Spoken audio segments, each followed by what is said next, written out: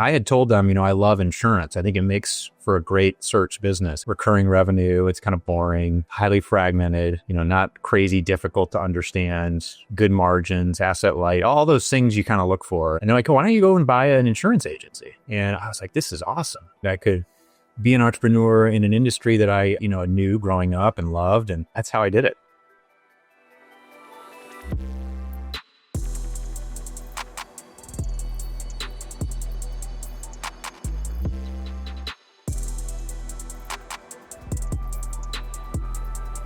Search Party is sponsored by Avid Bank, Boulay, Mayer Brown, Plexus Capital, and Oberle. The lead sponsor is Next Coast Legacy. Hello and welcome to Search Party. I'm David Snow, your host.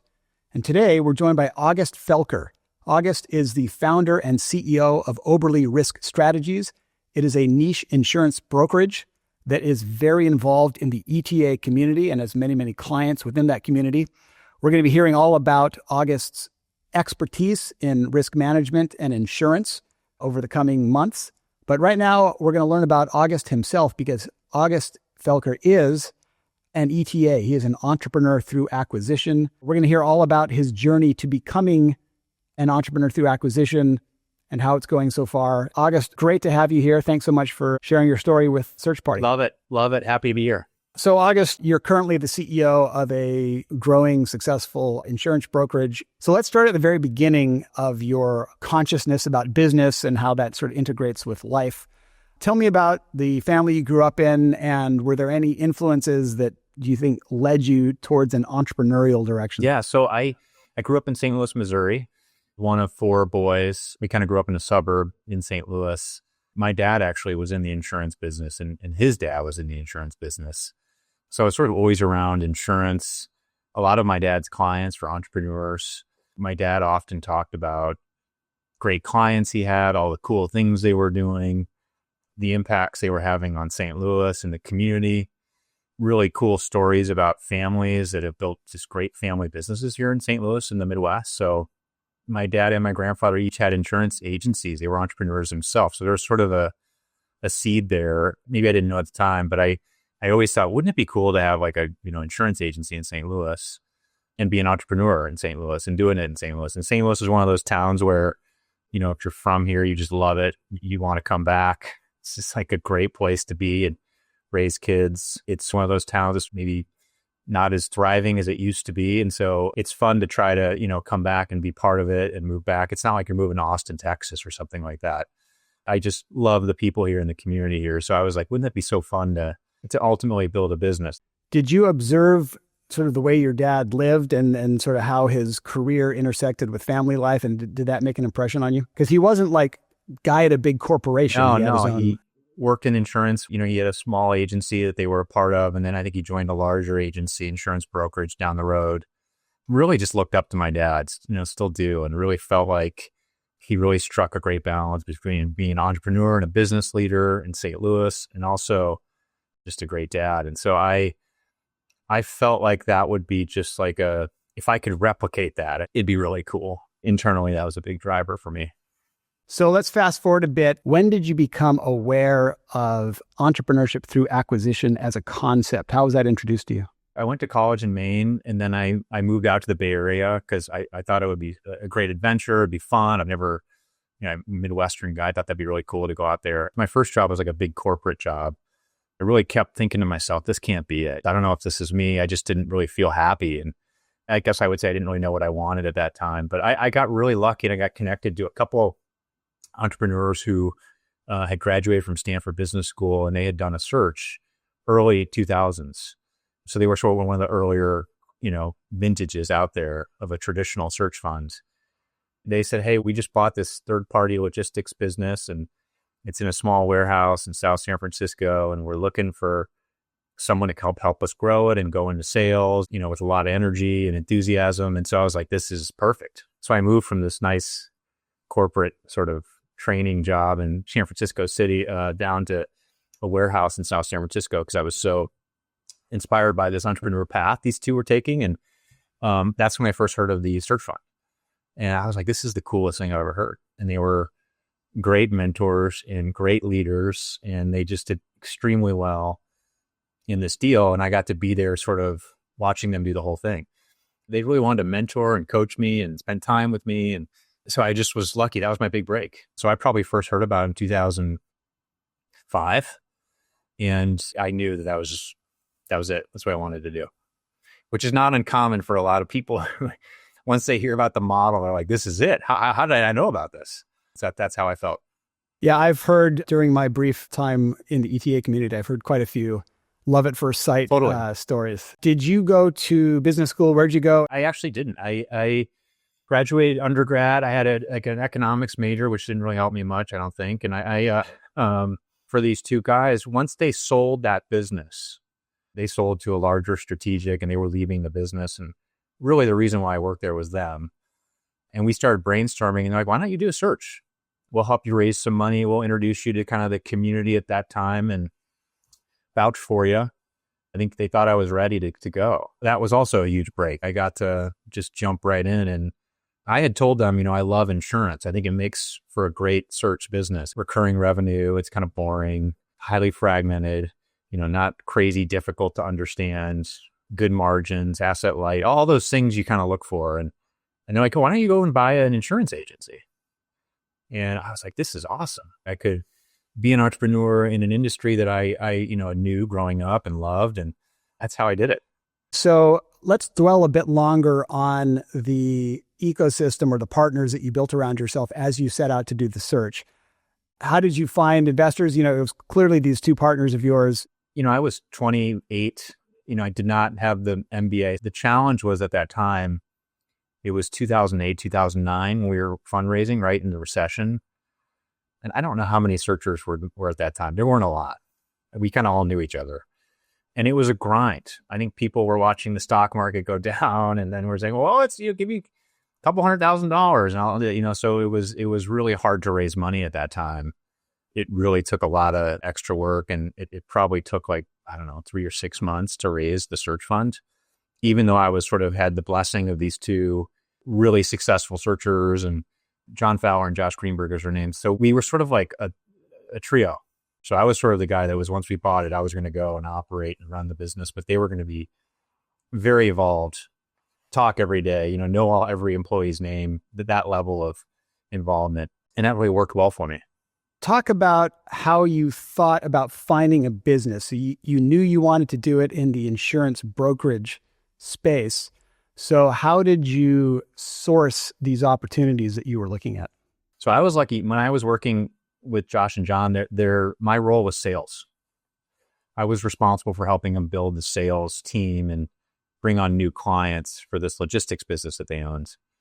And when I took that job, I didn't know anything about sales. So I had to learn it from the ground up. And the sales process was cold calling and hustling and knocking on doors, and loved it. And I learned a lot going through it. And I learned, how to cold call and to be okay getting rejected all the time and to have a process and be organized. So when I started searching, that's the same thing I did. I built a really good list. I cold called like crazy. I sent a lot of handwritten notes. I did coffees, and I was very comfortable with that. Played these little competitions with myself just to stay motivated. Because of that, I found a deal really quickly. I found my deal within the first couple months. Finding an ETA deal within the first 2 months is something that would make a lot of people quite envious, because the story that one often hears is like people knocking their brains out for 23 months before something happens. Yeah. Also, we employed, it's called like a river guide strategy, where you get to build relationships with every industry. Has a handful of people that are like the river guides. They know everybody. They're like the influencers, highly connected. And one river guide in insurance we felt like was the Insurance Journal. It's like a trade publication. And we figured that the editor of that would be a river guide, because they would know. They have to get quotes from all these insurance people. They have to write articles about insurance. They probably know a lot of people. So I cold called the editor and I said what I was trying to do. And I was very passionate about this. I wanted to, recently married, wanted to build a life in insurance. I think that effusiveness came out when I was talking to people. And this editor's like, oh, yeah, I know someone who's selling their business in Madison, Wisconsin. You want me to connect you with them? That's absolutely. And so they connected me, and literally I talked to this person And he was like, I don't know if I'm interested or not, but I like your story. And I said, well, that's good. I'll be out there tomorrow. Like I got on a plane before he could even say no. And so I flew out there and was able to close that deal. And I think that the hard part is sometimes some of the investors felt like you need to have more looks and at bats and more deals. Or how do you know this is the right deal? You just started searching, give it some time. And my feedback was, this could be the only deal. Like, how do I know that? And so there was some tension around that. But ultimately, I think everyone got comfortable that this was the right deal in the right time. The fortuitous elements of this story continue to add up. So not an investment banker, but a reporter referred you to your deal, and you immediately connected with the seller. Yeah. Do you think that your story as the son and the grandson of insurance guys connected with the seller? Absolutely. I told the seller, like, I want to learn this business. I'm young, but I've got a lot of energy. I can sell. I think I can build a team. I love insurance. I know insurance. Let's talk briefly about the transaction itself. Anything notable about the way it was structured or any drama during due diligence or the negotiations? I don't think I did the best job buying that business, just like tactically. I think the price was reasonable. Valuations of insurance brokerages have gone up a lot. We kind of were right down the fairway of where valuations were at that time. I think I really was accommodating to the seller. Like, I was in constant accommodation mode because I was worried about losing the deal like that. Like, oh yeah, we can do that and we can do that and we can do this. And that came to cause problems down the road once I got in the business. Initially, when you sign the LOI, it's like, this is going to be great and we're all going to be like best friends. But as you get closer to the deal, even like a $5,000 issue could blow up the whole thing. Just tensions just ratchet up and kind of accrue during the process. This is the first business I ever bought. I had these, John Josh really helping me behind the scenes, and I couldn't have done it without them. I had investors helping and giving me advice, but still, like, just doing it myself was really hard. I found it very difficult and very stressful. It was just like a blur. We had just had our first child at the time, so I was like not sleeping. That's when I started drinking coffee. What point in the acquisition process did you find to be most stressful? Because there's sort of different waves of due diligence. Was there any particular point that kind of reached a crescendo of stress? I think the seller having issues during the contract negotiation of the purchase agreement was the most stressful, probably because we were so far in and committed. And when they're like, I don't like this earnout, I can't deal with this non-compete, that really threw me for a loop. And of course, the deeper you get into negotiations and due diligence, the more money you're spending, right? So not only is it an emotional blow to walk away, but you just spent a bunch of money on a company that you're not going to buy. Yeah, my wife, one time I came home and she was like looking, it was in Wisconsin. She was like looking at houses in Wisconsin on the computer. Oh man, it's just like, we're in. And she'd been so supportive, but I could tell like she was, it's hard for her and hard for the spouse, so much unknown, and it's scary, and you're young and you got young kids. And, I really felt like I had to deliver for her and buy a great business for us. It was called Murphy Insurance Group, about 40 employees. This business was sort of outside of Madison in this town called Wanakee, beautiful like countryside and just great people. I was really lucky. It was a great place to land. What was the reception among the employees to you becoming the new CEO? And was there any transitional friction that you had to deal with? Tons of drama and stress. The seller was very cagey and wanted to keep everything, which I would be too. I wanted to keep everything confidential, maybe for one or two people. I bought the business on January 31st, 2009. The first day of 2010, he was going to introduce me as the new CEO. And I had never done anything like this. I'd managed teams. I'd been like a captain of a sports team in college, but like, this is a whole different thing. He had gotten a whole company together under the auspices. It was a 401k meeting. We're going to review the 401k to kick off the year. And he goes, well, so we're here. And I want to tell you, I sold the business and August has taken over and here he is. And everyone was there. It's like, they were like shocked. One woman in the first row started crying immediately. We're off to a great start. I remember the night before, I was never been so nervous, ever. I practiced the speech like 100 times and I remember calling my friends and how's this sound, and my investors. And those were moments you never forget. So fun. So you made a woman cry in your first day as boss? Yeah, within 5 minutes. Can you give us the executive summary of the progress of your investment leading up to the creation of Oberle? Yeah. I had this business, Murphy Insurance Group, and it was a traditional search fund. And in the insurance world from around 2010, even before that, multiples started really going up for insurance agencies. It was no longer a secret that they are great businesses. It became a very popular strategy for roll-ups to buy insurance agencies. I was, 6 or 7, 8 times EBITDA. Now, today, it's like 12 to 14. That has just continued to kind of rise. And so the investor group was like, hey, this might be a good time to sell. One of the best parts about insurance brokerages is highly recurring revenue, very sticky, 90% plus. That also means they can be hard to grow. I had bought an agency that wasn't growing, needed some investment, probably in some producers. It was like a bumpy road almost the whole time. And then towards the end, we started to kind of figure it out.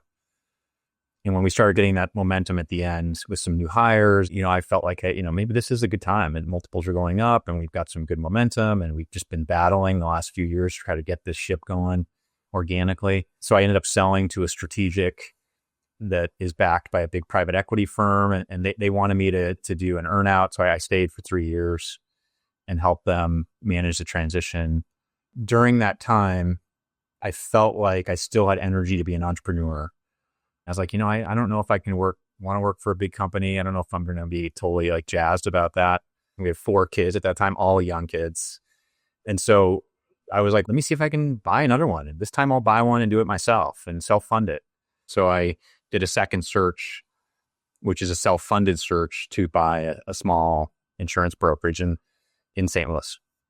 You had become your own ETA backer at that point. Was it easier the second time around? 100%. Skipped a lot of mistakes, had more confidence, had a track record. I found the deal relatively quickly, and much smaller deal than Murphy was. I felt like insurance is the business that you could own forever. I knew I was going to have to pay a lot more than I did in the past, but if you own it for a really, really long time, that doesn't really have a material impact, really. You mentioned that on the way into Murphy, you felt that you had been overly accommodating to the seller in some respects. Can you name a consequence of that popped up as you were attempting to improve the operations of the business?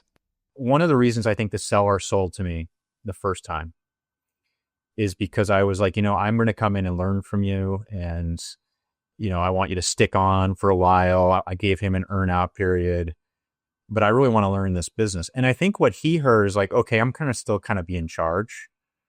And I'm going to kind of bring along this guy, and I'm going to get a big check. I think what I've learned, it's almost impossible to make that work for me.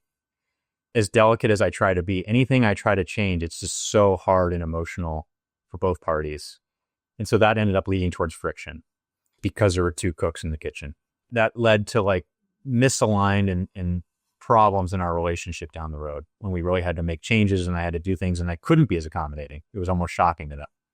What do you think was the most important operational improvement, notwithstanding the great tailwinds that you were enjoying with the rising multiples, which is always a pleasant situation to be in? But what did you do that you think was the most impactful? You got to grow revenue. In insurance, you need to hire like good salespeople. And in our industry, they call them producers. A really good producer can produce 3, 4, 5, 6 times the business than an average producer. Like it's like recruiting an MBA all-star to your team. It just totally changes the game. But finding these people and identifying them is tough. We hired a consultant to kind of help us think through this. And they said to me that like a good producer or salesperson, there's like, it's really less than 5% of the population has that skill. Very rare. So I worked all my time trying to find those people, recruiting them, breakfasts. We were like, 40 people, but we got 3 stars. All-stars, MBA type all-star on our team. And it like totally changed the game. Like they came in and they were writing so much new business and so aggressive, so determined. It just raised everyone else like, oh my gosh, like they couldn't believe it. And our business just took off. That was the single biggest thing I could do, is hire those 3 people. Your current business, Oberle Risk Strategies, has among its client base a very large number of ETA businesses. Why is the ETA world a great place for an insurance business? Or rather, what do you like about ETA as your clients? The ETA community is a great community. There's not a lot of sharp elbows. I mean, how can you not like someone who's like risking their financial future and moving across the country? I mean, it's just the coolest thing. And they're just going for it professionally. I think it's just awesome. When I bought my first deal, a lot of my peers called and said, can you help me with some insurance advice? Give me your opinion on this kind of thing. And that just has grown and grown into a practice where I help searchers when they go to buy a business. I want to hopefully give them like unbiased, good insurance consulting and advice. So they just know that someone's looking out for them and that they don't have to worry about insurance. It's been great. I love the community, and every day I get to talk to searchers, which is just like so fun. We build these lifelong relationships with our clients. We help them do a deal and we help them with their personal insurance. And we aim to be like this trusted person in their professional lives. It's very professionally rewarding. Excellent. Well, August Felker of Oberle Risk Strategies, thanks so much for talking to Search Party. And I look forward to many more conversations with you about all things risk and all things ETA. Thank you so much.